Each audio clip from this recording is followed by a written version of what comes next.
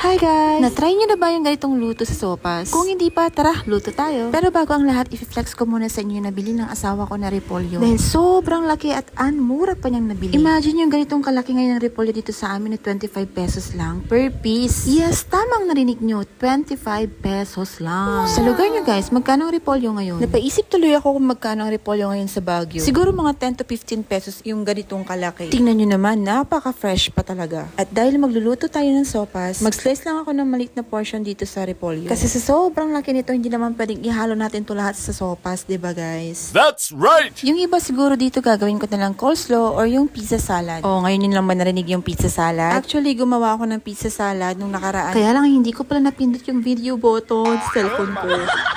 Science of aging yarn. Anyway, ito na nga pala yung in-slice kong repolyo na ihalo natin sa sopas for today's video. So let's do this! Naglagay nga pala ako ng 2 tablespoon ng margarine. Igisa ang bawang. Medyo i-toasted natin ng konti yung bawang guys. And then iset aside natin yung kalahati para meron tayong pan-toppings mamaya. At nung ito na yung kulay niya, nagtabi na nga ako ng kalahati nito. Pagkatapos ay hinulog ko na rin agad ng sibuyas at yung ating chicken breast. At syempre, gisayin lang natin na maigi ito. Nagdagdag pa nga pala ako ng 1 kutsarang margarine dito guys. Nilagay ko na rin yung chicken cube and sliced ham. Ang ginamit ko pala dito ay sweet ham dahil ito ang available sa amin. Sa totoo lang guys, hindi kami mahilig sa processed foods katulad ng ham, hotdog, ganun.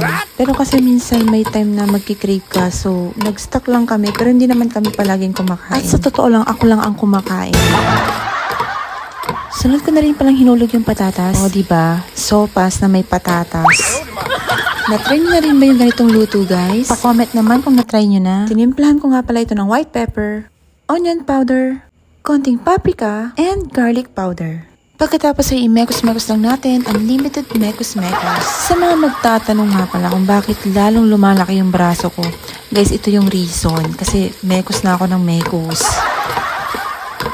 Naglagay na rin pala ako ng tubig. At katulad nga ng mga lagi kong sinasabi sa mga videos ko, depende po sa inyo yan kung gaano karaming tubig yung ilalagay nyo guys. Siguro ang mga nilagay ko dito na tubig is mga around 3 to 4 cups ng water. Pakuloan lang natin yan guys. At habang hinihintay ko ang kumulo ay naglagay na rin ako ng itlog. At gumawa na rin pala ako ng slurry pampalapot sa ating sabaw. Yung nilagay kong tubig dito ay 3/4 lang nitong baso and 1 tablespoon ng cornstarch. Haluin lang natin hanggang sa matunaw na yung ating cornstarch na nilagay. Nung kumukulo na nga, hinulog ko na rin yung macaroni. Sunod ang ginayak na sweet corn. O diba, yung sweet corn natin may sopas.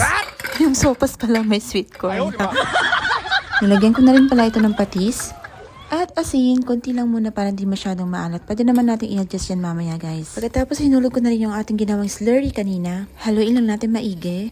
At sunod ko na rin hinulog ang ating repolyo. At nung malambot na nga yung ating pasta or macaroni ay hinulog ko na rin yung ating evap milk.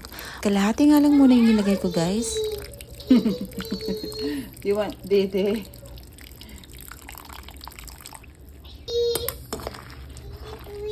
Wait lang, anak.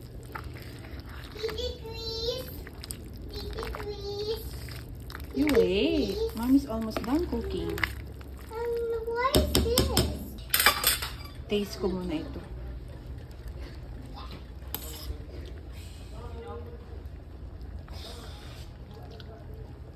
Lagyan ko pa ng asin konti. Sa puntong ito guys ay medyo matabang yung ating timpla kaya nag-add tayo ng konting asin. Kaya nga sabi ko kanina ay konti lang muna ilalagay natin mga patis or asin para kahit papano ay ma-adjust pa natin yung lasa niya. Hindi masyadong maalat. Hinalo ko na rin pala yung natirang gatas kanina. So bala, ang ginamit ko dito ay 1 can of evap milk. At eto na ang ating not so slow, so fast. Wow! Ayan guys, so serve ko na to sa aking asawa. At eto naman ang sa akin guys. Nanilagyan ko ng chili garlic oil. Kain po tayo! Bye guys, see you next part.